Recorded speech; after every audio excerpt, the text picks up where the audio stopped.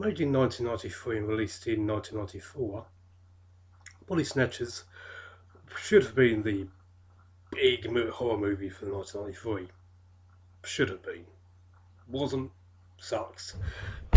Honestly, it was getting a bad rep at the time of its release.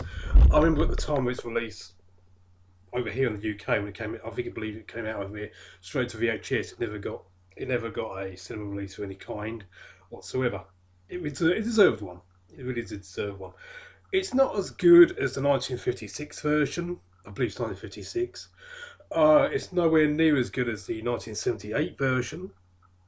With Don Sutherland, Jeff Goldblum, and plenty of others you recognise. People who recognise from film. Those who watch lots of films, like me. But it's certainly miles better than the Nicole Kidman versions released a few years back, which was fucking terrible and completely unmemorable. This version from 1993, very smart, a lot smarter than it has any right to be perfectly honest. Just like the other the other two movies. To be perfectly honest, it's also arguably the shortest. I haven't checked the times, but 1 hour 27 minutes. It's arguably the shortest of the shortest of the movies to be released. But also in some ways, the least interesting. It's basically covering old ground. The most interesting, I have to admit, when I was watching the film, I was thinking, oh shit, have I fucked up? And is this really a Moviedrone type movie? Because Moviedrone type movies are the type of movies that actually have you think, have something to think about. Admittedly, I did do Lady Terminator last week, but that's a completely different story. That's a completely different argument. But still, this week I'm doing Body Snatchers to start the show because I do think it's an interesting one to go along with. As I was watching it though, thankfully, immediately when I saw who the writers were, who actually were involved in the script of story, and then who came along and done the screenplay with it, suddenly everything basically the screen story and the screenplay were completely different people. The screen story was written by Larry Cohen, the talented Larry Cohen, who of God told me to, It's Alive. Later on, I've never seen, by the way, Phone Booth. Maniac Cop 2, Maniac Cop 3. I think he did all three Maniac Cops. Correct me if I'm wrong, someone. Bone, I've never seen Bone, but I know for a fact he did that. By the Jury, well, I will admit, there's plenty of the movies by Larry Cohen I've not seen, but the ones, just off the top, these are just a few of the films you really ought to be checking out if you've not seen them. The Stuff, he did The Stuff. This guy's extremely talented, and yet he done the screen story for Body Snatchers. Strangely, he done the screen story for the format. He didn't do the screenplay. But who did do the screenplay was Stuart Gordon, who was originally supposed to direct it, but someone else stepped. We'll talk about that guy in a minute. Someone else stepped in to do instead. It should have been Stuart Gordon, in my personal opinion, to the stage Stuart Gordon. He should have wrote it with Dennis Paoli, who also was involved in later stuff, Masters of Horror, TV series. He done the Doggone screenplay. He done the screenplay for The Dentist and Dentist 2. He done Castle Freak. Things like that. Basically, really interesting movies that only people talk about. He done the adaptation for the From Beyond screenplay. He done the Reanimator screenplay. This guy basically was involved with Stuart Gordon a lot, and he really should have. He really should have had more involvement in the making of the film. I'm assuming he did in a way, but the other director we ought to talk about, before we get to the director of Body Snatchers, what did get involved? We'll talk about. We will mention Nicholas St. John, who worked with the other director, with screenplays like we got to talk about Nicholas St. John. Well, we can't do that without mentioning the director, of course. We'll go straight to the director, who is, of course. Hold on. I'm getting very lazy today. I didn't get time to do research, so I have to do it this way. Abel Ferrara. I'm sorry if I pronounced that wrong. He of course was well known back in the 90s for doing Bad Lieutenant, King of New York. New Rose Hotel. I've never seen New Rose Hotel, by the way. Perhaps I should see it for this season of Moviedrone. That's something I should put down. That's something I should really remember, to be perfectly honest, to see if I should do it for the Moviedrone. China Girl, which I'm actually interested in seeing. Fear City, which I'm also interested in seeing.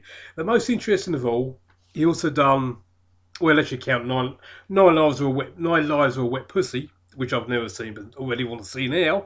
But The Driller Killer from 1979. Yes, the man who directed The Driller Killer, and of course, which of course became the notorious UK video nasty. You know, nowadays you can freely see it online. You can freely see it online in certain places, I'm sure, or you can freely get it in the UK for free. Well, not for free. You can buy it in the UK legally, completely uncut.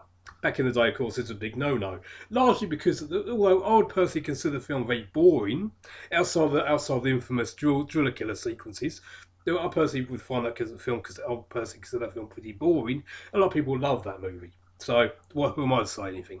Who am I to criticise? But I find it a bit strange that Abel Ferrari the talented Stuart Gordon was replaced by Abel Ferrari to direct Body Snatchers, which probably explains what the confusing mess the film does have towards it in certain areas. There is some wonderful stuff worth mentioning in the movie, though. In the movie itself, it's very critical towards the army. If you haven't, you will notice that pretty quickly, how critical this film is towards the army. The American army in particular seems to get a lot of criticism in this movie.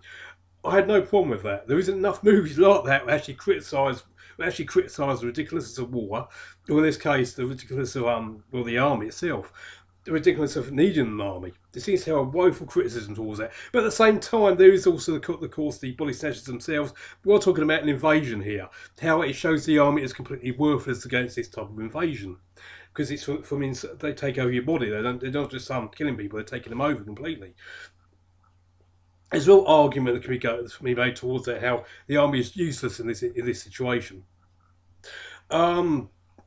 Casting wise, my personal favourite inspired casting is from the underused Meg Tilly, Jennifer Tilly's gorgeous and sexy, in my personal opinion, gorgeous and sexy sister, who I must admit it does a great job here in the scenes that she does have. Just playing normal mom role, you know, looking after it basically. Well, a stepmom. In this case, she's a stepmom, but she's basically great in her little role here until she gets taken over. Her body gets taken over by the body snatchers.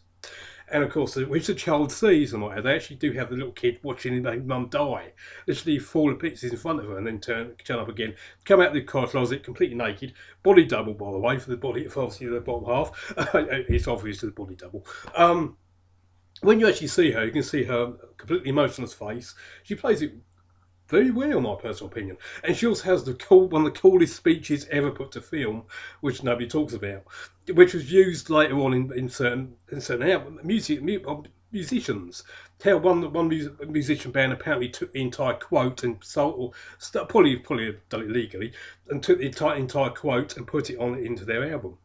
I'm not going to tell you what I'm talking about here, what lines she says, but you'll know them when you see the film. This whole speech jumps right out at you. You will know what I'm talking about, and it's on albums. It's on as far from the research quick research I've done is on at least 2 albums. So there's that. But as I said, there's the films. Is it a Moviedrone movie? I must admit, to begin with, I was a bit worried, thinking, "Oh no, is this really a Moviedrone movie? Is this film really worth seeking out for people? Is this film really worth people seeking out?" Well, pop stars the Larry Cohen and Stuart Gordon connections. Of course, it's worth seeking out. Meg Tilly alone, as I said, does an amazing job.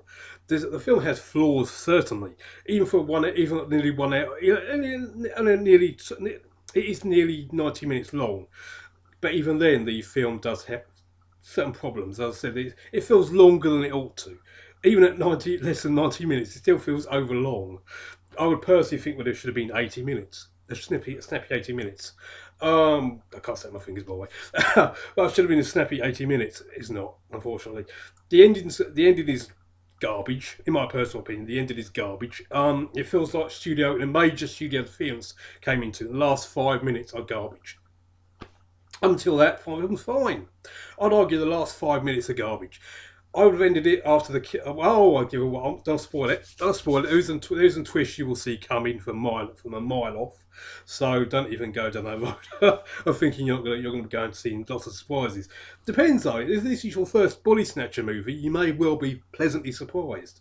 If you have seen the other two body snatcher movies, or even seen the Puppet Masters, funny enough, no one Donald Sutherland, who was also in the Invasion of the Body Snatchers from 1978. If he's or 90, the 90, I think it was 1978, could be 1974, whatever year that was.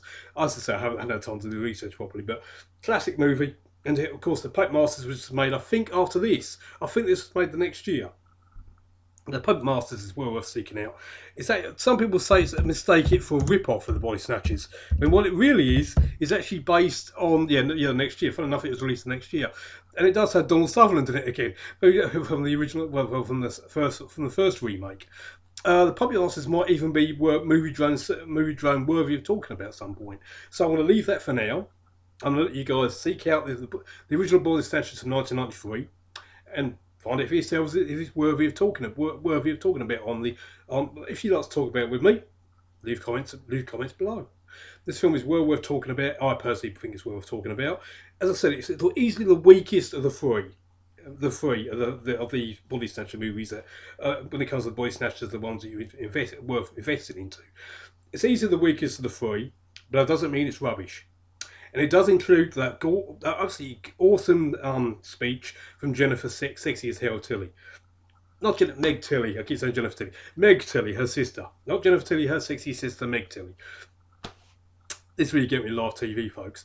And if you completely agree and if you completely disagree with anything I'm saying here, which is quite possible,